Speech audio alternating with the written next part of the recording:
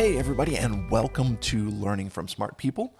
I am your host, Rob Oliver, and I want to say welcome back. We did take a little hiatus, and I'm going to tell you a little bit about why. Okay, so I'm not sure how many of you know this, but I do have another podcast. It's called Perspectives on Healthcare.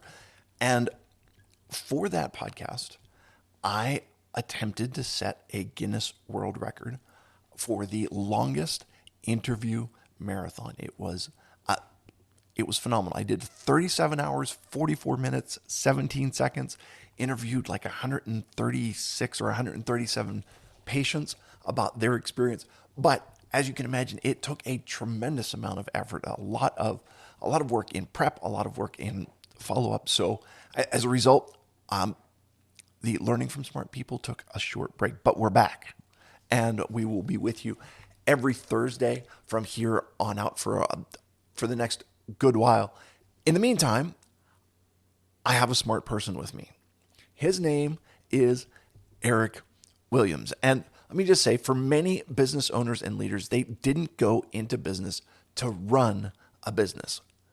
Eric is a certified business coach and marketing expert, and he uses a proven frameworks from Gallup organization, from Business Made Simple and StoryBrand to help you better engage your target audience to grow your business. Eric, welcome to the podcast. Hey, thanks for having me. Congratulations on that interview marathon. I think if you and I, maybe by the end of this, if you and I were on that, we might have been able to fill that 37 hours with just one conversation. So we'll buckle up, folks. We're gonna have one here. This is gonna be great. No doubt about it. So it's super interesting to hear you say that. So the way I scheduled it out, it was somebody every 15 minutes, Wow. right? But there is actually a record for the longest single interview, and it's like 30 hours. And My gosh. yeah, and you can't switch roles. Like the person who's asking the questions has to continually ask the questions. The person Wow. so that's a long time. Hopefully this is going to be 30 minutes that feels like it goes by in 5 minutes rather than 30 minutes that Right. feels like it takes 30 hours to get through. So Exactly. Well, I'll try my best to keep it concise. But when we get on a roll, we get on a roll. So I'm excited about it. no problem. So let me start here. Tell me a little bit about like your backstory. How did you get into this? Like what brought you to where you are today? Yeah, so my parents, my dad owned a small business, and he was in business with his brother-in-law. And I remember growing up in the business. They actually had self-serve car washes, and they had a lot in the city. And my uncle, he was the operational side with the electric and the plumbing and all the fix-it stuff. And my dad was the book side.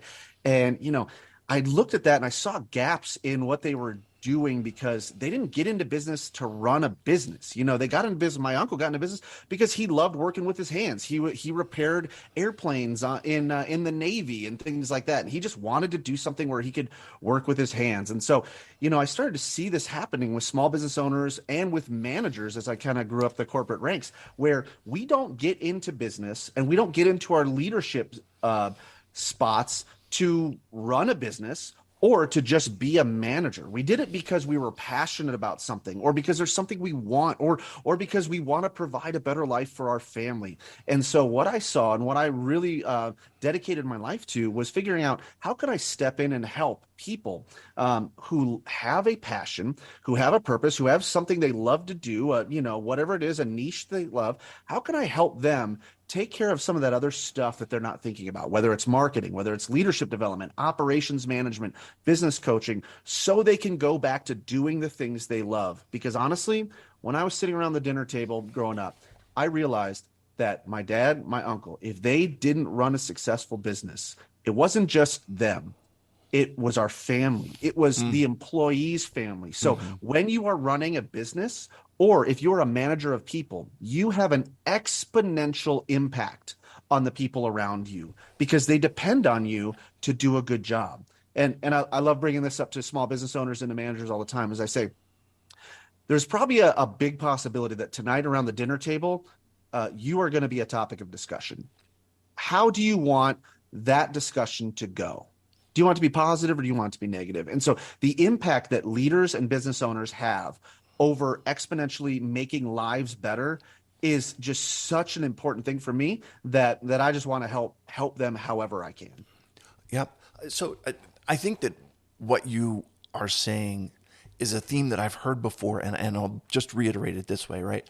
Yeah. The reason people become entrepreneurs, the reason people start a business is because there's something that they're good at, something that they're passionate Yes. about, something that Yes. really, for lack of a better term, gets their juices flowing. They Mm-hmm. get excited about this. And then they begin to do it, right? So, and they find out that a lot of times what you end up doing in the business is not what drove you to start it, but Right. a whole different set of things that, so I'll just use the example. You get somebody who is an excellent painter, right? They Mm-hmm. they paint houses. Yep. Well, all right, so now the next thing that happens is they're going out and they have to hire somebody, they're supervising a crew, and then Yep. and before too long, they're not out painting houses anymore. They've become a manager, and and that is, it's not a skill set that they were were thinking about when they started their business. They're Yeah. thinking about using a brush. um, Yep. and and so what you're talking about is then how do we take and equip people with the tools to be a business person and to be Right. a leader in their business. Does that resonate with you? Yeah, and I mean, if you take a look at founders, right, and right now in our society, like I am interacting with a lot of, not quite as many baby boomers, but baby boomers and older Gen Xers who founded businesses when they were younger, and now they're transitioning, especially a small business, or a family business. Now you're transitioning to the next generation, and the stats are not good. If you don't think the stats are good for startups, within the first 4 years, most of them are failures, and then just look at the transitions from people who go from the first generation or the first owner, the founder, to the next one. And it's because not only is it tough for me to go, hey, I'm a great painter, or I really like to build these widgets, or I like to provide this service. And now all of a sudden I'm managing people and I got to worry about profit and loss statements. And I got to worry about my balance sheet and marketing. And I just want to go back to doing the thing I love. But then think about it, the skills that it took to build that business are not always the skills that it takes to grow it. And they're not always the skills that it takes to exponentially scale the business too. And so I perfectly agree. Is the Okay. people that got into it because they had a passion for something. And then at some point, all of you listening who have done this, you know what I'm talking about. You have this like strange things are happening moment from Toy Story, or Woody's on the bed and he's looking around. There's all this Buzz Lightyear stuff going on. He's like, what am I doing? I loved doing this thing, and now I'm spending more time, rectifying my checkbook and trying to, make sure I'm making payroll. I wanted to cut in and paint people's houses. And so that's what I hope to do, is bring along some of those things to make it easier for business owners and managers to do the things they love. Same things happen in management. You're a great individual contributor, and then all of a sudden they say, hey, you're the best salesperson. We're going to make you the director of sales. We're going to make you the VP of sales. And instead of spending time on sales call, which is where you get your, which is where you're passionate, now you're spending more time managing salespeople. And it's like, I'm not equipped for that end of it. And I wish I had some help. Yeah, and to your point, it's an example that I love, because you take somebody and you take them from a skills, a position where they are utilizing a skill set that they have, Yep. and you put them in a position that needs a whole different set of skills. And Yes, you need someone who's good at management, not someone who's good at sales. exactly. And so that's where you've got to have that. And so maybe you can comment on this. Mm-hmm. How do you help develop those skills in that next generation? Because or is it even having the vision to say, these are the skills that we needed to get started, and Yeah. this is kind of where I came in, but the vision for the future is we need to sustain and we need to grow, and so these are the skills that I need to develop in the future generations, or in the next phase of our business. Can you talk about that at all? Yeah. I think there's two. So that brings up two myths for me that I run into all the time, or two, things that people just assume. So one is that the best individual contributors are not necessarily the best managers. Okay. So we've already kind of chatted about that a little bit, but all you have to do, and, I'm not sure exactly what date this is going to release, but we're going to be in the middle of like college football season and NFL season coming up as of this recording. And if you think about who are the most successful college and NFL coaches, Are they the best people that had the best football careers? Mm. Most likely not. Like if I were to go through and go, okay, like Nick Saban, depending on what you think, like he's a pretty good, successful college coach. I don't remember him being, the Tom Brady of his era. And that's another thing. Do you think Tom Brady is going to be a great coach? Maybe, maybe not. But the thing is, we have to stop assuming that just because you're really good at doing the thing means that you're going to be good at managing the people doing the thing. Okay. So those are two different skill sets. Some people can transition well, and that's great. But what you have to look for in those cases is look for people who want to serve and solve problems. Okay. Because leadership is really a stewardship of people. If you don't care Mm. about making your people better, then you should not be in leadership. And I mean, that's a very defined statement there that I believe in. If you don't care about making the people around you better, then leadership is not for you. If you want to spend more time doing things instead of developing people, that's a good basic filter in any niche to understand that maybe that management position isn't for you. And for the managers that are hiring or looking to pass on for others, do not look for your best salesperson to be the director of sales. Look for the person that understands sales, but cares about coaching and developing people, because the whole point of a manager is your existence is supposed to exponentially impact the productivity and the output of the people around you, right? The whole sum is greater, the sum is greater than the individual parts. Right. Yeah. Yeah. And why would you're actually doing a detriment to your business if you take your best salesperson and you take them out of there? Then you're Yes. missing a whole bunch of quality sales. So excellent. Listen, you have some marketing and management principles, and Sure. we've started to touch on them a little bit. So let me jump in here. I think you gave me four of them. So let's talk Yeah. about these if you don't mind. Right. Sure. So And you can just tear up the show notes if you need to. We can just go wherever you want. I, We can talk about whatever. No, I looked at them and I loved them. So I thought, hey, Okay. let's do this. Okay. Yeah. So, principle number one, you say if you confuse, you'll lose. Yes. Okay, talk to me about this. What do you mean? So this for those listening that are managers that own a business, anything like that, these work for management as well as marketing. Those are the two main niches that I help people in. If you confuse, you'll lose. Clarity is the key, and confusion is the enemy. When it comes to management and it comes to marketing, the clearer you can be with people, the better it's going to be. Because our brains, if you didn't know this, our brains are constantly working, right? Think about it. They're always burning calories. It's like I give the image of like your brain running on a treadmill. That's why you could be done with, you could be like, think about back when you were in school, doing studying or reading or anything else like that. Anything that requires brain work, you could be done at the end of the day and go, I am exhausted. Even though physically you weren't moving around, you might have been sedentary sitting in your seat. It's because your brain is actually burning calories. And so what we want to do is we want to reduce that amount of calorie expenditure for our people.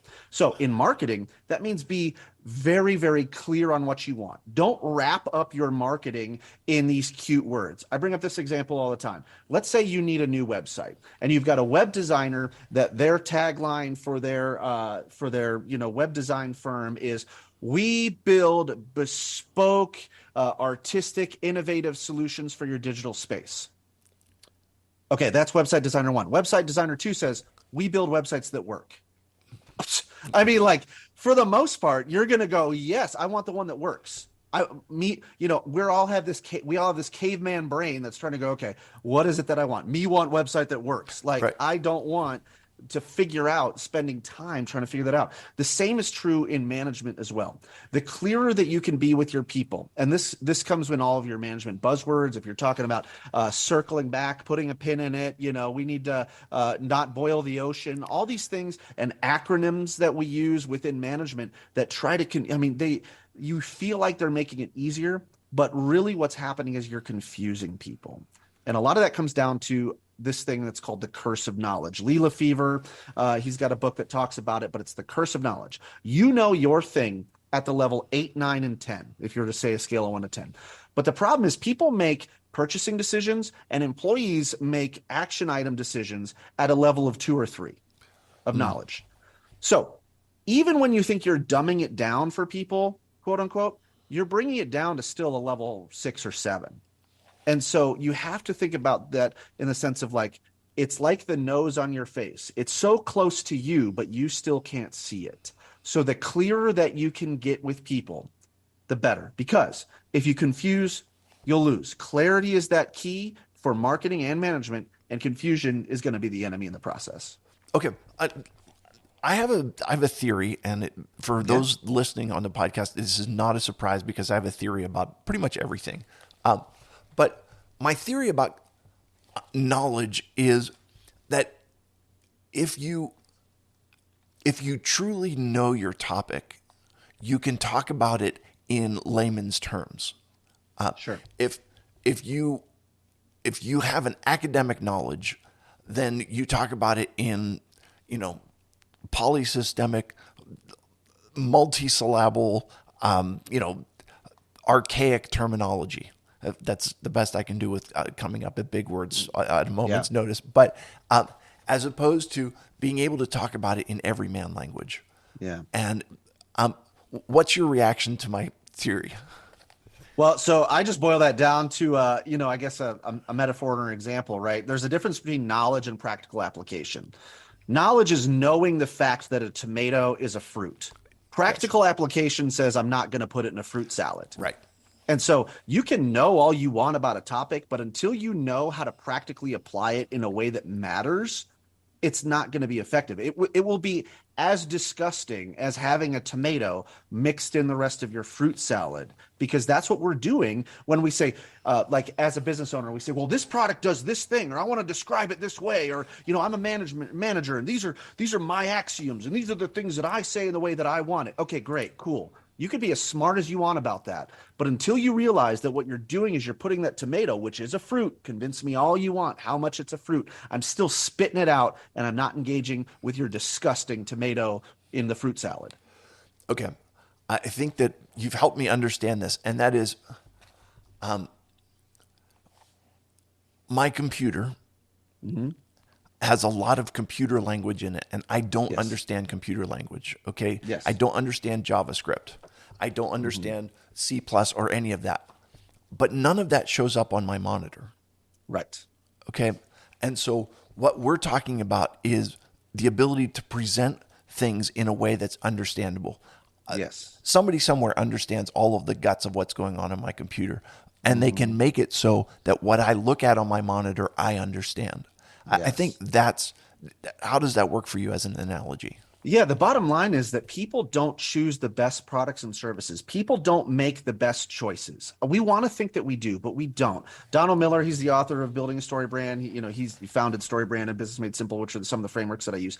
He says that people don't choose the best products and services. They choose the ones they can understand the fastest.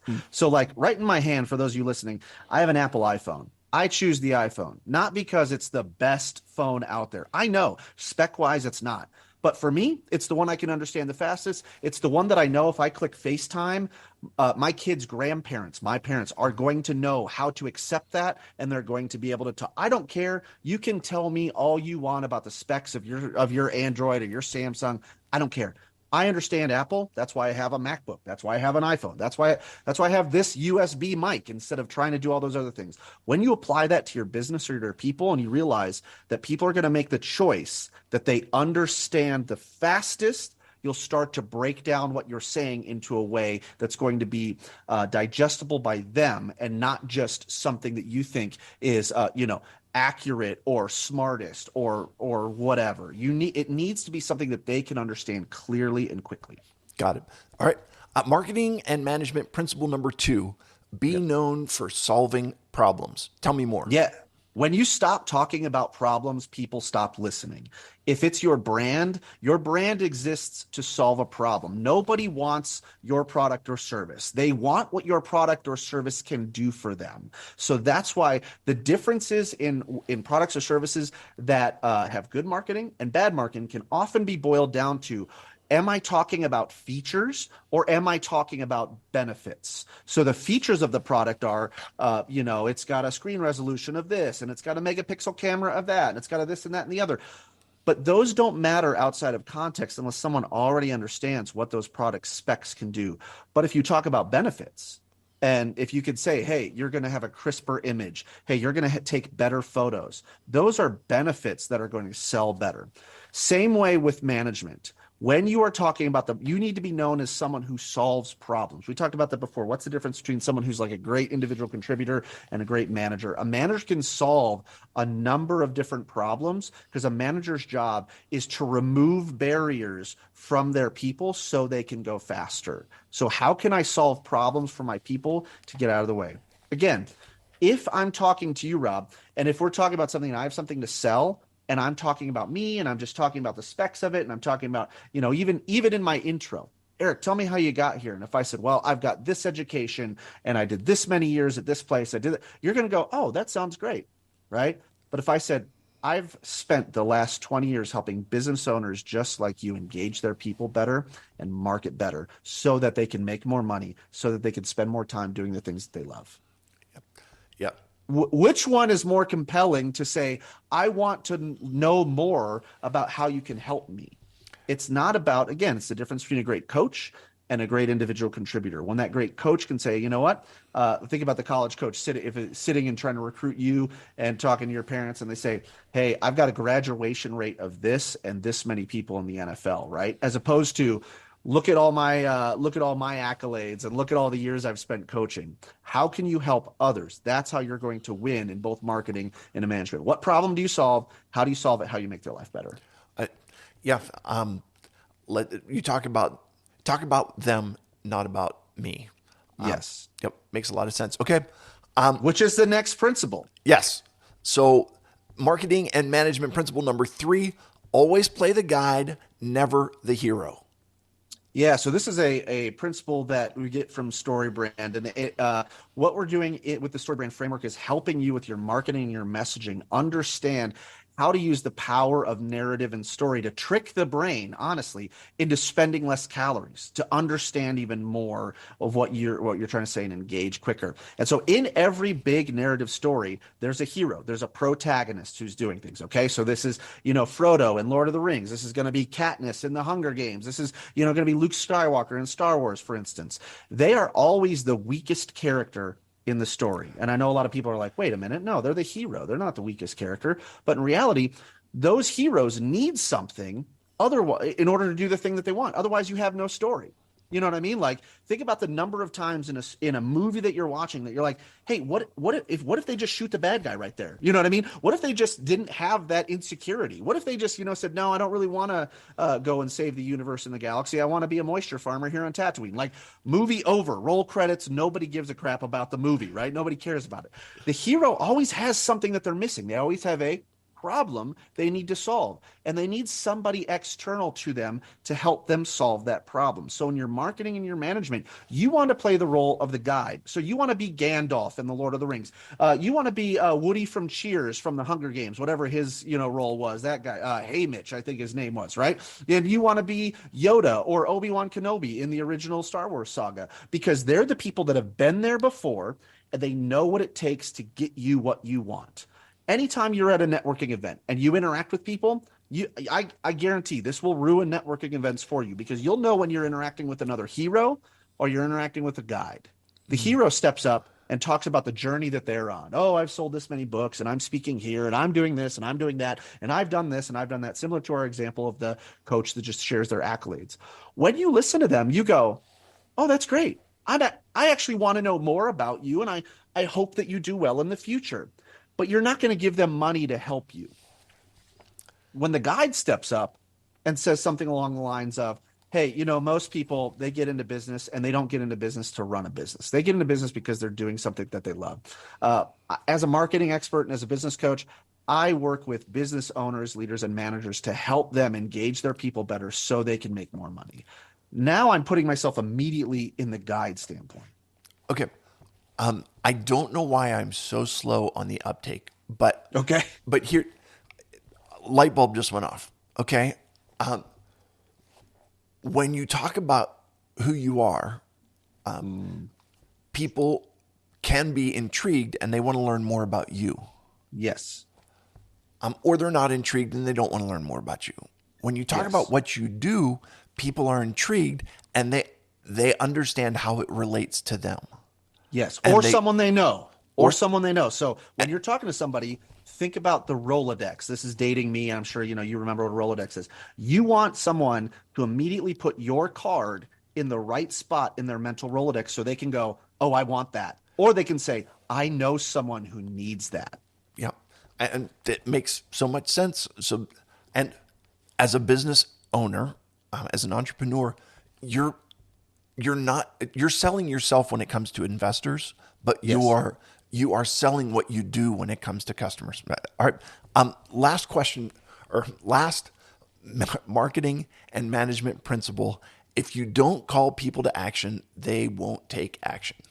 Yeah, I actually call this the "Will you marry me" factor, and Okay. I'll tell you why.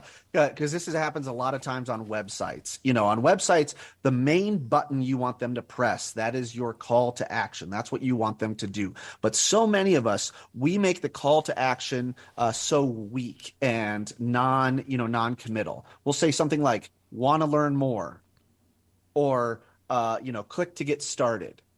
Now imagine that. Now I've been married. Actually, my anniversary is coming up tomorrow, and so I've been married for over a decade. My wife and I have been together since 2001. And if I were to think back to the time when I met her and when we were dating, if there was a moment where it was like, "Hey, I'm ready to make this commitment. I want to ask her for this commitment." If I would have just stood up in front of her, and if I would have said, "Hey, babe, want to learn more?" She probably would have been like disgusted and been like, "What are you Right. talking about?" Or if I said, "Hey, babe, want to get started?" What do you mean want to get started? You know what I mean? Like click for more. Like none of that is getting to the point of what I want. So at some point, every person who has ever been married in whatever relationship you have, there's someone has said, "Will you get married? Will you marry me?" Or "Do you want to get married?" There is a distinct question to say. I'm calling you to action here, because if we don't call our people to action, they will never take action. And so any relationship story you've probably heard the good and the bad side of that. It's like, "I didn't even know there were years." She's like, yes, I wanted to get married, but the guy just would never ask me the question. It's like your customers are out there and they want to give you money, but if we don't say, "Hey, will you sign up today? Buy now. Schedule an appointment." If you don't use clear calls to action, they won't take action. Same thing in management. If you don't tell your people, "This is what you need to do. Take the step now," right? Do this now. They're not, don't let them assume that they know what it is that you want from them. Okay. I'm I'm just having a vision of, a black velvet box with a little like click here to get Yes. started on the top of it. And when Yes. you open it up, it says, if you give me your name and your email address, you can download Engagement Ring 1.0 or, Right. uh, Right. I, yeah, no, it has it leads to the same outcome, but the words are so important. Like, listen, I'm speaking of call to action. Mm-hmm. Tell me a little bit about, like, where can people find you? Where can they get a hold of you? What's the best way to connect with you? Well, honestly, the my biggest audience right now is on TikTok. So if you're on TikTok and you want management, leadership, and marketing principles, you can find me at Business Coach Eric. Otherwise, I'm on Instagram as well with my business Instagram is 212 Consulting. The number is 212 Consulting. You can find me on LinkedIn as well. My website is 212consultingservices.com. Beautiful. I will put all of those in the show notes. And you have a freebie for my audience. Tell me about that, please. Yeah. So one of the things that people come to me most often is they say, I hate my website, or they just heard that "Will you marry me" button. They go, "I don't know what's wrong here," or "I've been told," and these sorts of things, or they have no idea if they're playing the role of the hero or the guide. And so the easiest thing for me to do is to provide a homepage audit. And so for all of the Smart People Podcast listeners, if you send me your URL of your home screen, just send me an email at Eric, ERIC, Eric at 212consultingservices.com. Just in the subject line, put "Smart People Podcast" and send me your URL. I will record a screen recording 5 to 10 minutes long and give you a free website evaluation back on some actionable items that you can take to edit your website to make it better. Fantastic. Such a fantastic offer. Listen, Eric, thank you so much. I appreciate your willingness to do that and your willingness to share with the audience. It is time for 3 questions to establish your humanity. Are you ready for Got these, it. my friend? Hopefully. Okay. Really easy one. And that is, If you could live anywhere, where would it be? Man, I don't want to do a cop out here, but I'm where I want to live. I've spent 20, so I was born and raised in Albuquerque, New Mexico, and then spent 20 years in Northwest Ohio. I mean, there's so many great things about the Midwest. I found my wife there. You know, our kids were born there, had our first house. But just recently, right before the whole world shut down in 29 in the winter of 2019, we were able to move back to New Mexico. And so I am here in the land of enchantment, where you can literally, other than the ocean, you can find any sort of environment that you want. You've got mountains, you've got skiing, you've got lakes, you've got hikes, you've got rivers, you got all of the stuff that you could ever want. And so living right here in the middle of New Mexico, with my family around me and all the activities we're able to do, that's perfection for me. Excellent. Okay. It's karaoke night. What is the Eric Williams karaoke song of choice? Oh man. Oh, the karaoke song of choice. There would be so many options, but I would say probably "Your Love" by The Outfield. For those of you who are into, like, I don't know, that was probably like an '80s song.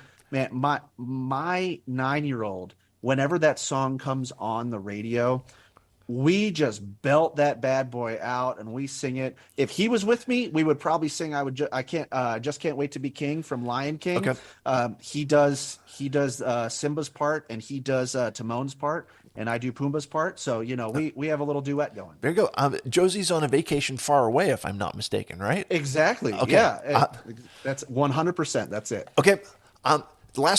We got a food question for you. Okay. You are on. What is your death row meal? So if it's your last night on Earth and you know it, what's on the menu for the Eric Williams death row meal? Let's see. I love a good prime rib. I love a good steak. But I've always had this joke with coworkers, people around me, especially when I worked in a corporate office, there are three things that you could put in front of me that I don't know that I could physically turn down. You know, I don't have addictions to many of the things that typically people have addictions to that are, you know, detrimental to their life. But I have an addiction to pizza, chips and salsa, or chips and queso, and like deli sandwiches. If there's a sandwich ring in that office, I don't care what it look. I mean, I am eating that bad boy. If there's a slice of pizza, it could look kind of old and the cheese is a little like suspect. I'm eating that piece of pizza. And if you take me to a Mexican restaurant and you have free chips and salsa, you are losing, my friend, because I am going to eat more than my weight in chips and salsa. Okay. I will phrase this as delicately as I can. I have a friend I have a friend who once said that pizza is a little bit like intimacy, and that is, you know, even when it's not that good, it's not bad. So we'll go from there. Exactly. Yeah, you have to restrain me from those items, and my wife knows that too. And so it's like, okay, got to keep me away from it. So you know what? That may be my stay of execution. If I'm on death row and I'm just like, I'm not done yet, I just keep eating and eating and eating, and then then I'd get out of it somehow. It's a loophole. So you eventually we'll go back to the '80s anyway, and you end up in Spaceballs, and you become Pizza the Hut. So right. Or actually, my dad quotes this all the time, but it's an old Monty Python sketch, I think, where he's full of everything. He says, "I can't eat another bite," and then the waiter comes by and says, "After dinner mint," he has the one. Yes. I could, and then explodes everywhere. It's exactly. Like, I think that's what that's how I would go probably if I was on death row, death by pizza. There you go. Hey, you know what? What a way to go. Listen, that's right. Eric, thank you so much for being here. I appreciate your willingness to share, and you are indeed a smart person. To my audience, I will remind you, as always, that when you stop learning, you stop living. Have a great day, everybody.